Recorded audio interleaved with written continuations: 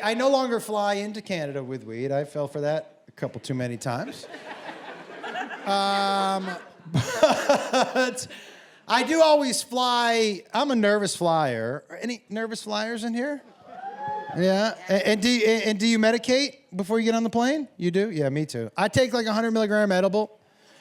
And it's not my first flight, everybody. I've been on a bunch of planes. And I've lived in a state with legal weed for a long time, so my tolerance is probably higher than it should be or needs to be. But I'll take 100 milligrams so I can relax and sleep on the plane. Now, I'll tell you this about edibles for me. If I can fight through the sleep part of the edible, it makes me super alert. Does that happen to anybody else? Super focused. Like, get shit done, right? Right? Okay. So I mistimed my edible. I was getting sleepy in the airport. I'm like, I can't fall asleep in the airport. So I fight through the sleep. And when I get on that plane, I am alert, like, alert, right? And so they seat me in the exit row. And it's a small plane, so there's only 2 seats. And there's nobody next to me. And if you've never been in an exit row before you take off, the flight attendant will come down to you and say, "You're in the exit row. In case of an emergency, I need to know that you're willing and able to assist. And I need a verbal confirmation." So she comes down to me and she goes, "You're in the exit row. In case of an emergency, I need to know that you are willing and able to assist. And I need a verbal confirmation." And I look at her and I go, "I am ready."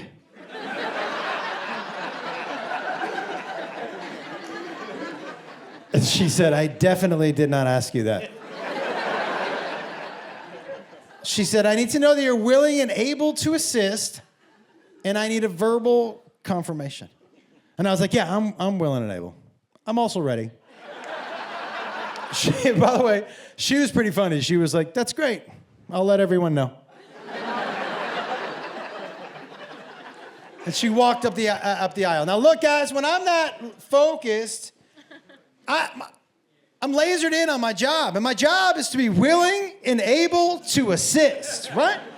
And so I think in order to do that to the best of my capability, I've never been in this position before, I should probably open up a line of communication with the guy in the exit row across from me.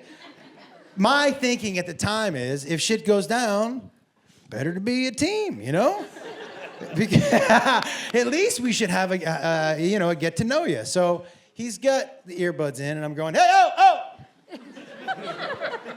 Hey!" And he takes his earbuds out. He goes, "Yeah." I go, hey, dude, we're in the exit row.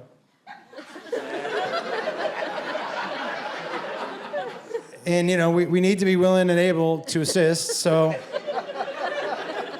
I thought maybe we should get to know each other." And he goes, "Why would you think that?" And I was like, "Well, just in case something happens, man, I thought maybe we should have a plan. Just something real quick." And he goes, "I'm going to sleep." And then I said maybe the dumbest thing I've ever said to another human being out loud. I said, "I'll cover for you." Yo, he gave me one of these, guys. If a stranger does this to you, they don't fucking like you at all. This is a fuck you. Hey, that's a fuck you to someone. Ha ha! Right to your face. Ha ha! So, the plane takes off. Guys, 15 minutes into the flight, it fucking... Has anyone ever been on a plane that it fucks you up, right? Now, I'll tell you something. They scared me so much, guys, that to this day, I'm jumpy, man. I'm jumpy. And to this day, if you scare me, I'm going to jazz hand 100% of the time.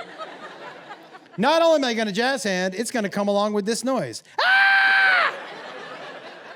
Every time. So the plane fucking... me. Ah! The dude in the exit row across from me leans over and he goes, "Not willing and able." I was scared. I was clutching the pearls and shit. I was like, "What is that?" I looked out the window and there was lightning. I was like, not me. Nope. Boom. And here she comes down the aisle. And she goes, "Hey." I go, "Hey."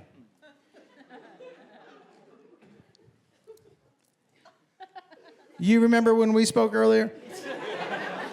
She goes, yeah. I go, and you remember when you asked me if I was willing and able? She was like, yeah. I go, I'm not.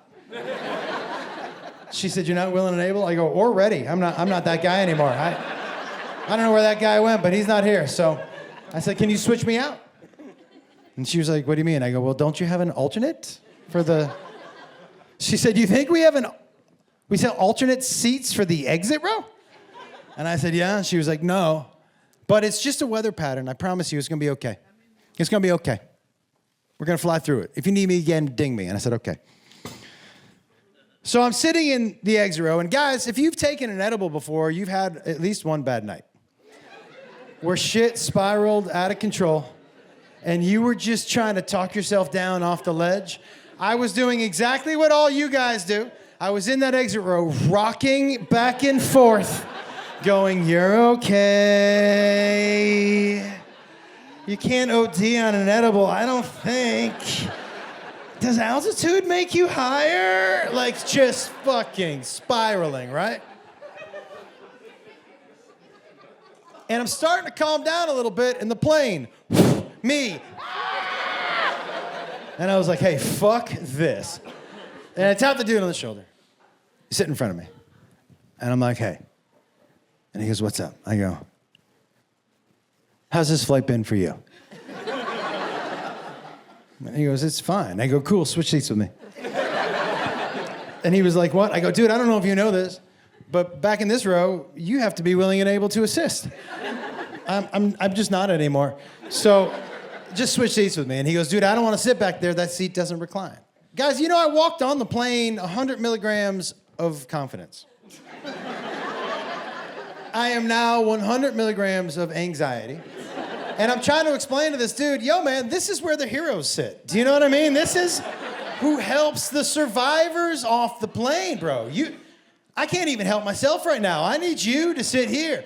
I'm 100 milligrams of anxiety, guys. I'm trying to explain to this dude why he's so important. And he stands up and he says this to me. He goes, hey, dude, if we crash, everybody dies. Doesn't matter where you sit.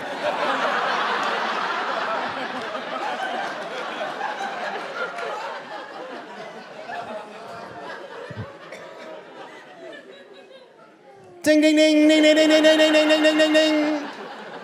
Yo, she came running down. I hit the button 17 times. I think she knew something was up, you know?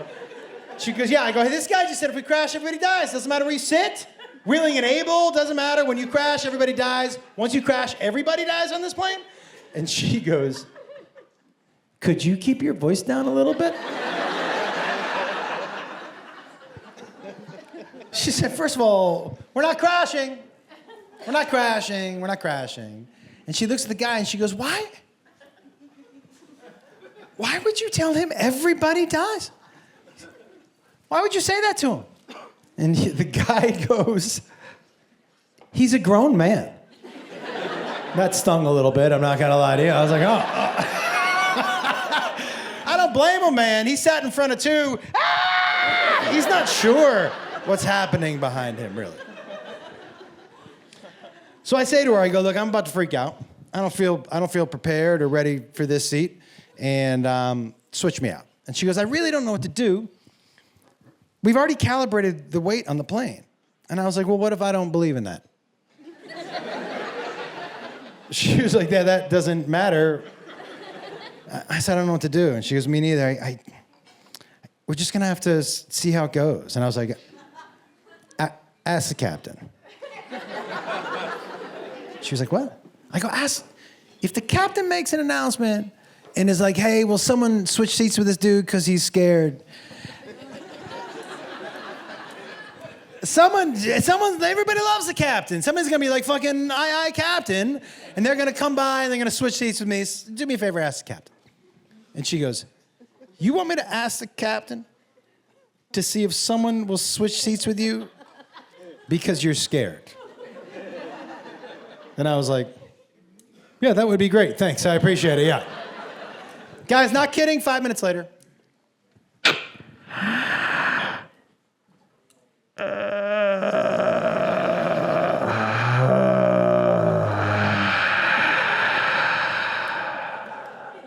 You could tell by that sigh, he did not want to make that particular announcement at all. And he was just like,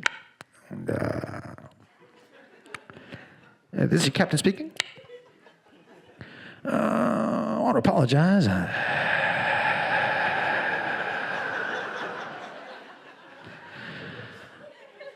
understand it's getting a little bumpy back there. I'll tell you what we're going to do. It's just a little bit of a weather pattern. We're going to go ahead and fly around it. Might add a couple minutes to the trip, but I think one person's going to be really happy. And no switching seats, okay?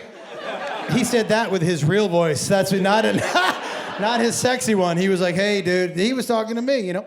And I white-knuckled the rest of the flight.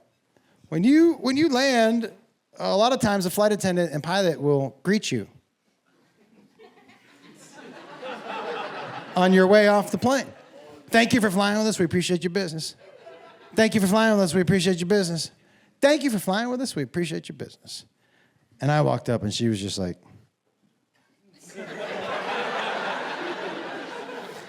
and he reached into his pocket and he gave me a set of those little wings that they give kids. He goes, here you go, little buddy. He called me little buddy.